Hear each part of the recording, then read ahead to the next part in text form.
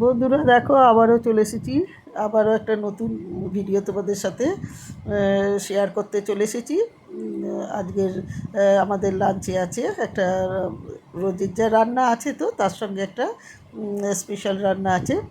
সেটা কি, সেটা জানতে হলে, দেখতে হলে কিন্তু পুরো ভিডিওটা দেখতে হবে। একটু ভিডিওটা না ঠেলে, না সরিয়ে, না টেনে কিন্তু পুরো ভিডিওটা দেখো।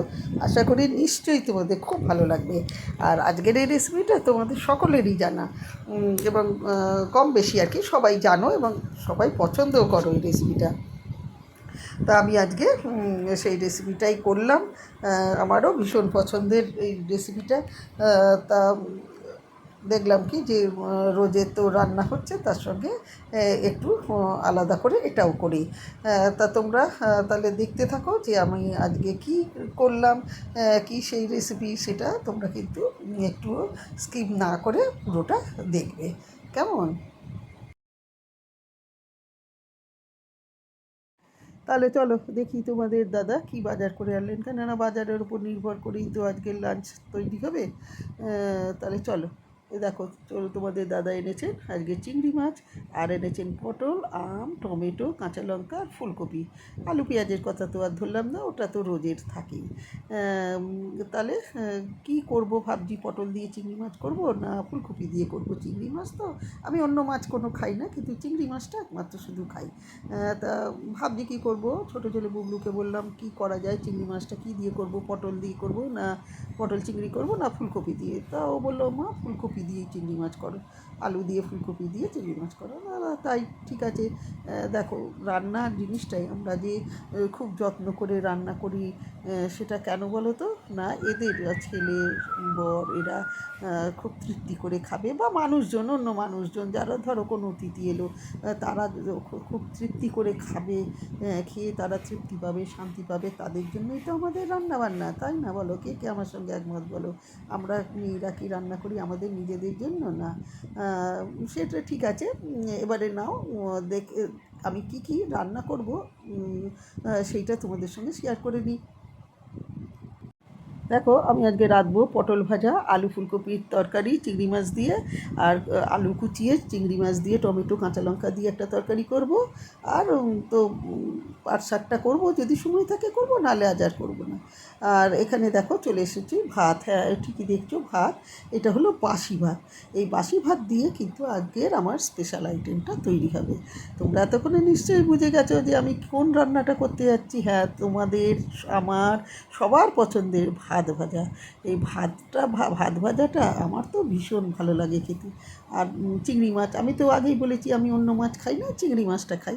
তা একটুখানি কিচ্ছু নেই আমার আজকে এই ভাত ভাজা করতে, কিন্তু একদম ঘরোয়া ভাত ভাজা হবে। দেখো, একটু চিংড়ি মাছ, একটু আলু সেদ্ধ, আর তোমরা চাইলে এখানে আলু কুচিয়ে নিতেও পারো, আমার সেদ্ধ করা আলু ছিল সেটা নিয়েছি, ফুলকপি একটু কুচিয়ে নিয়েছি, আদা পেঁয়াজ রসুন সব কুচিয়ে নিয়েছি, ব্যাস এই।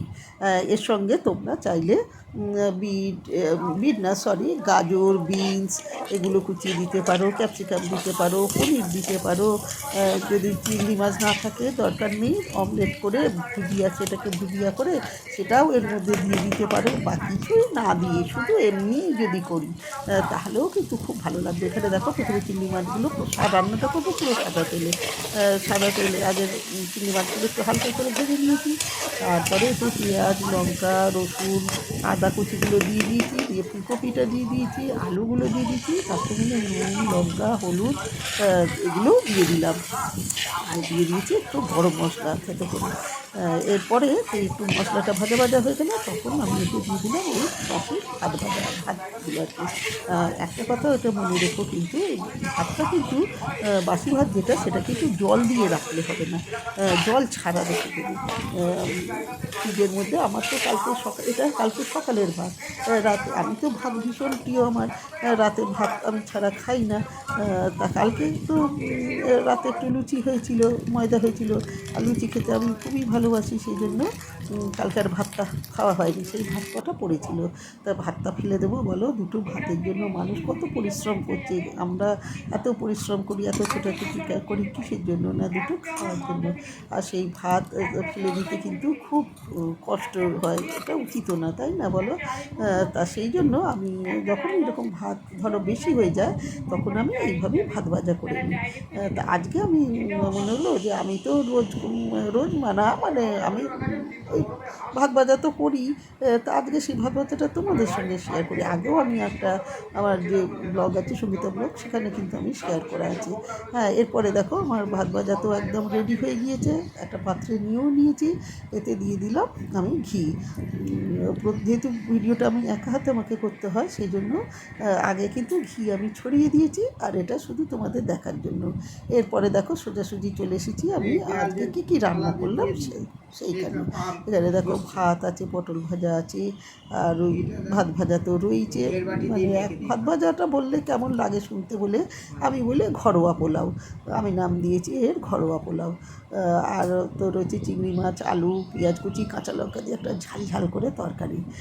আর এখানে রয়েছে আলু, ফুলকপি, চিংড়ি মাছ দিয়ে এটা কষা, কিন্তু আমি করেছি এটা একটু ডালনা মতো, এটা তোমাদের দেখানোর জন্য ওটা কষা দেখানো।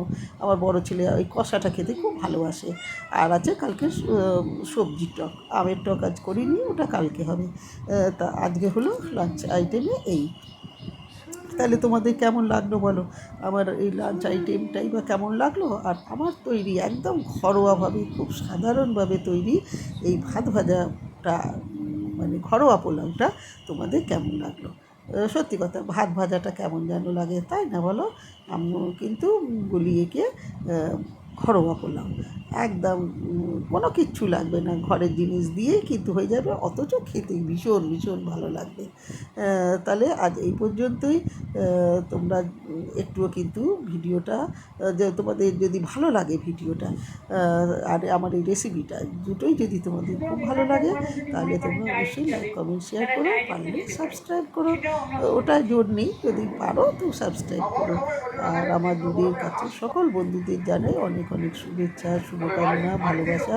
তোমাদের ভালোবাসাতেই কিন্তু আমি এগিয়ে যাব।